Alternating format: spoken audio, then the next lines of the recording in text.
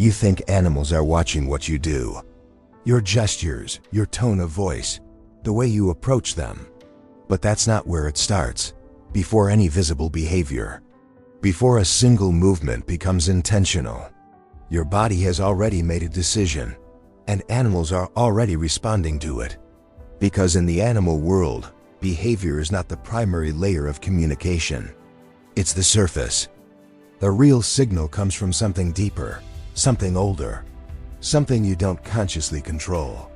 Your nervous system. Every second, your body is broadcasting information. Not metaphorically, literally, your heart rate fluctuates. Your breathing changes rhythm. Your muscles subtly contract and release. Tiny shifts happen in your posture, your gaze, your timing. To another human, most of this passes unnoticed.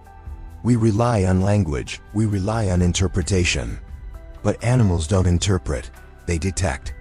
They are wired to pick up patterns that happen before behavior even forms. This is why an animal can react to you before you've done anything at all. You walk into a space and a dog stiffens, or a horse takes a step back, or sometimes they soften instantly, as if something about you already told them they're safe. And that moment feels mysterious, because from your perspective, nothing happened. But from theirs, everything already did. Research in animal behavior and neurobiology suggests that many species are highly sensitive to subtle physiological cues, especially animals that evolved in social groups or prey environments. For them, survival depends on detecting instability before it becomes action. A delayed reaction is a dangerous reaction, so they don't wait for behavior. They read the state that produces behavior. If your nervous system is activated, even slightly, your breathing becomes more shallow. Your movements become less fluid. Your timing shifts by fractions of a second. And those microsignals are enough. Because animals don't need a full picture, they only need a pattern, and once they detect it, they respond, not to what you're doing, but to what your body is preparing to do. This is where the misunderstanding begins. Because humans are trained to focus on the visible layer. We think control comes from behavior, from tone, from posture, from what we choose to show. So we try to act calm. We lower our voice. We slow our movements. But underneath that, the system may still be in a completely different state.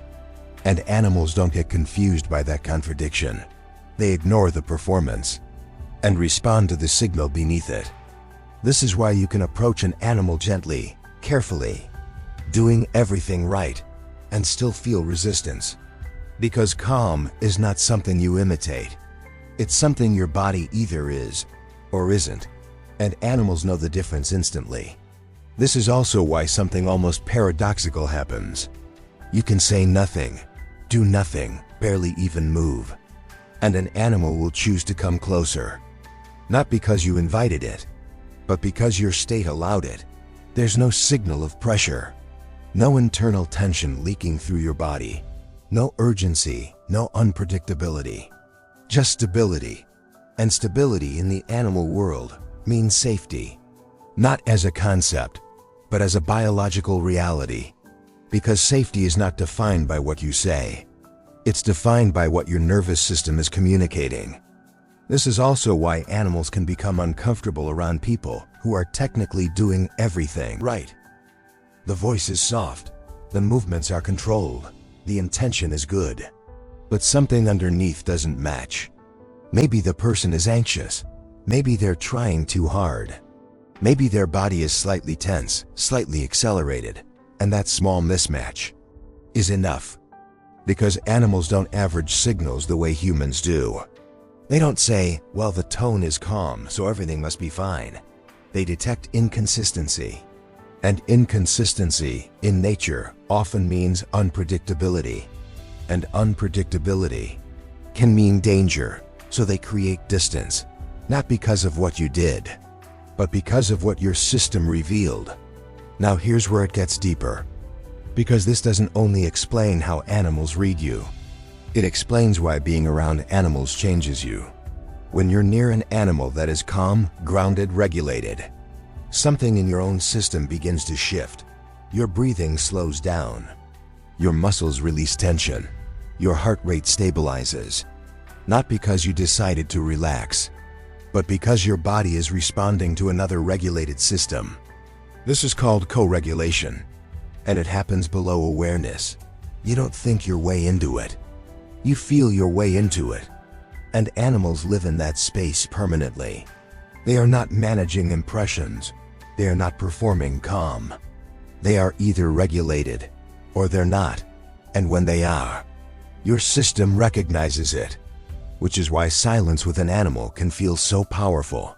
There are no words, no explanations, no need to interpret anything. Just presence.